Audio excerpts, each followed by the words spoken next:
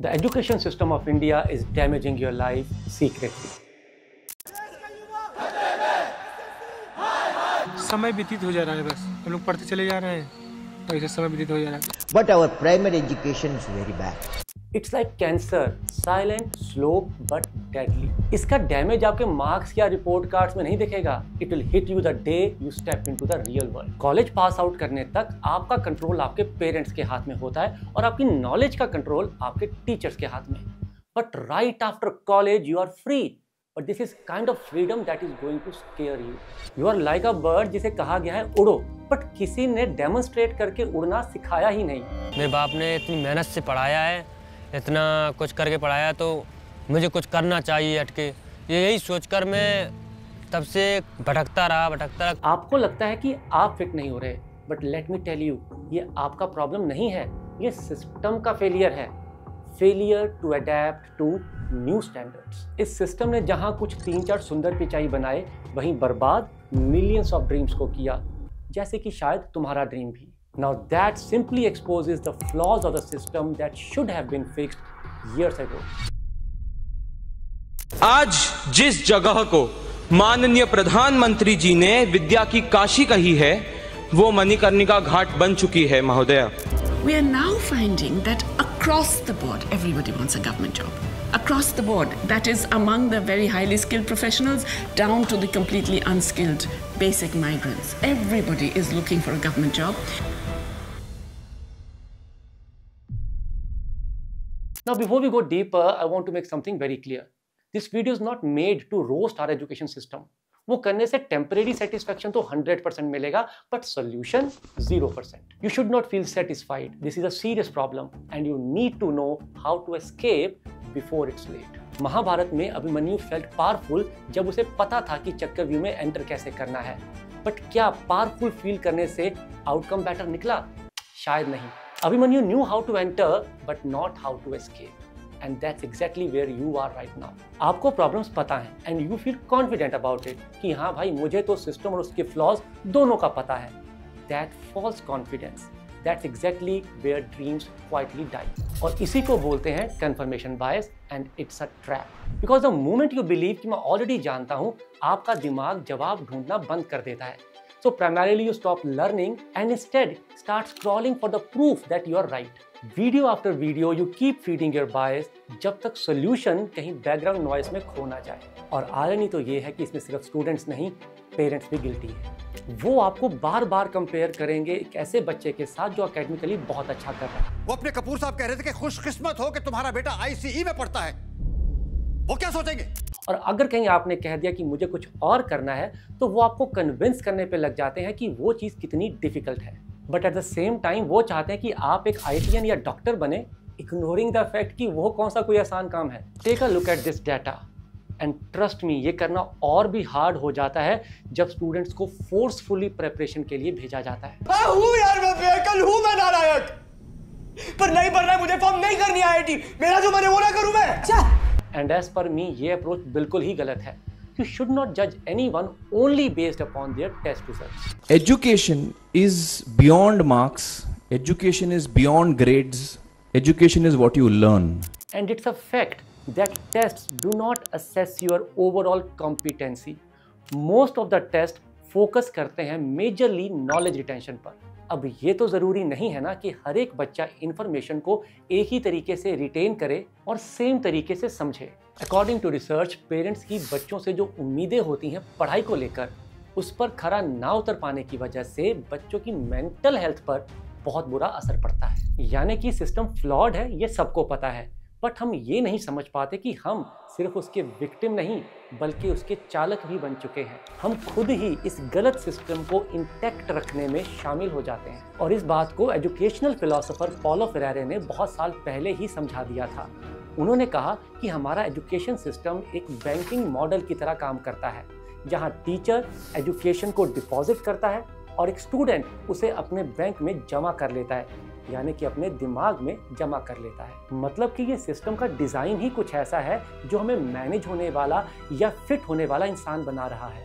ये हमारी क्रिएटिविटी या क्रिटिकल थिंकिंग से नहीं चल रहा, सिर्फ और सिर्फ ओबीडियंस से चल रहा है. टीचर सिलेबस खत्म करता है, स्टूडेंट नोट्स लिखता है और दोनों को लगता है कि उनका काम हो गया, बट रियलिटी किसी ने कुछ सीखा ही नहीं। इस रेस में आपके अलावा 2 लोग और हैं जो इस सिस्टम के चालक बन जाते हैं। पहले आपके पेरेंट्स, उनका इनेबलमेंट फियर से आता है। उन्हें डर है कि अगर आप सिस्टम की डिमांड पूरी नहीं कर पाए तो आपका फ्यूचर खतरे में पड़ जाएगा, और इसीलिए खुद विक्टिम होते हुए भी वो आपको सेम पाथ चूज करने के लिए कहते हैं। दूसरे आपके टीचर्स। दुख की बात यह है कि जहां आपके पेरेंट्स आपकी केयर करते हैं, not all teachers care for you और योर फ्यूचर। आई नो मैं खुद टीचर होके ये बात बोल रहा हूँ, but that's the harsh truth. मैंने खुद ऐसे टीचर्स देखे हैं जिनका भी खुद का सब्जेक्ट स्ट्रांग नहीं है, but still they are teaching in our schools. और सबसे बड़ी प्रॉब्लम ये है that they don't even care to learn teaching in the first place. This is just a job for them from which they can earn, क्योंकि passion तो कभी वो भी फॉलो नहीं कर पाए। इसीलिए इनका इनेबलमेंट केयर से नहीं बल्कि ऑर्डर मानने से आता है, क्योंकि सिस्टम ने इन्हें भी वही सिखाया, बस सिलेबस खत्म करो और आगे बढ़ो। उनके लिए शायद आप एक स्टूडेंट कम और उनकी जॉब का पार्ट ज्यादा है।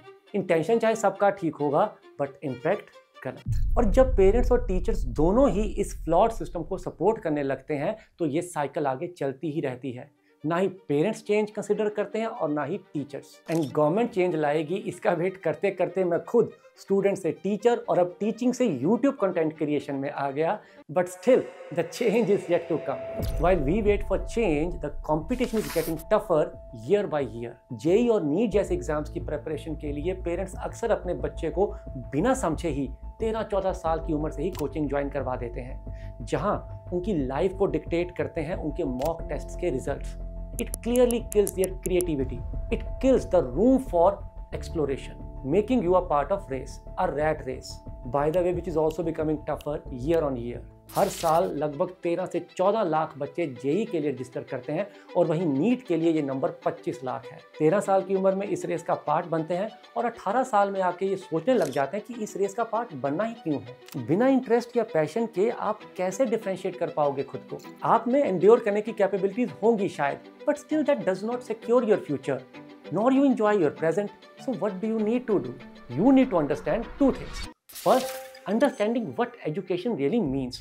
और दूसरा, अपने अवेयरनेस सर्कल को बढ़ाओ। पहले एजुकेशन के रियल मतलब से शुरू करते हैं। असली एजुकेशन वो है जो आपको सोचना सिखाए और ना कि सिर्फ याद रखना। Education is not an art of remembering और knowing, it's an art of understanding. सबसे बड़ा रीजन हमारे फेल करने का ये है कि हम एजुकेशन को एक सीखने का तरीका समझते ही नहीं है।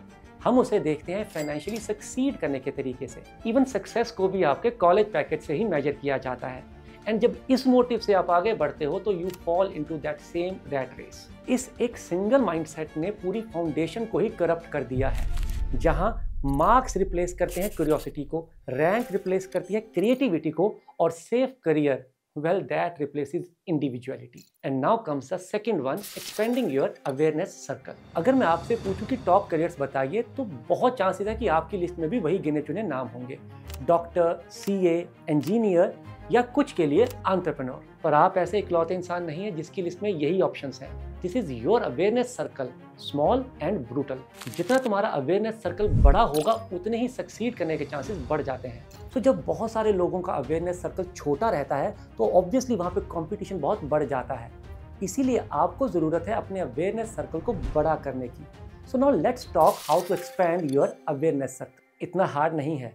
एग्जाम्पल के तौर पर, अगर आपको पिक्चर्स क्लिक करना पसंद है, आप कंपोजिशन समझते हो, एडिटिंग सॉफ्टवेयर आता है, so you can be a good photographer. All you need is to take action. As I generally tell you, learning is of no use until put into actions. उन actions को document करो, portfolio बनाओ और लोगों को pitch करो। आपको इसे फुल टाइम करियर की तरह लेने की जरूरत नहीं है। आइडिया ये है कि आप अगर स्टूडेंट हो तो at least it will help you break the dependency, and trust me, you start focusing more on value then money. क्योंकि जो स्कूल, कॉलेज और जॉब वाला रूट है जो स्ट्रेट फॉरवर्ड लगता है, उससे आपकी डिपेंडेंसी बढ़ जाती है। आपका कॉलेज कौन सा है, आपकी डिग्री क्या है, आपका पीयर ग्रुप क्या है, ये सब मैटर करता है। It's like a complex mechanism जिसमें अगर आप थोड़ा सा भी इधर या उधर हुए तो आपके सक्सेस के चांसेस डगमगा जाते हैं। तो ये भेड़ चाल आपको छोड़नी होगी। You need to learn, unlearn and relearn. Sadly हमारा एजुकेशन सिस्टम अभी इन चीज़ों को अकोमोडेट करने के लिए तैयार नहीं है। Perhaps it's not on their priority list. लेकिन हमें तो कुछ करना ही पड़ेगा ना, because if we don't do anything we will surely lead toward societal collapse. हम एक आइडियल वर्ल्ड में नहीं रहते। We are the youngest country in the world, accounting for 65% of population being under the age of 35. But mentally we are stuck in the past. And guess what? No one is doing enough for the future. और इसके severe consequences हैं. The lack of education increases misogyny, casteism, and lack of civic sense. If they become equal to men, they won't want to work in the house. That's why no one wants girls to be educated. मैं क्या हूँ? आप ब्राह्मण हैं sir. मतलब मैं और Mohan ji same. अरे नहीं सर, वो कान्य कुछ ब्राह्मण है, वो सबसे टॉप वाले होते हैं। अब सर पर ही।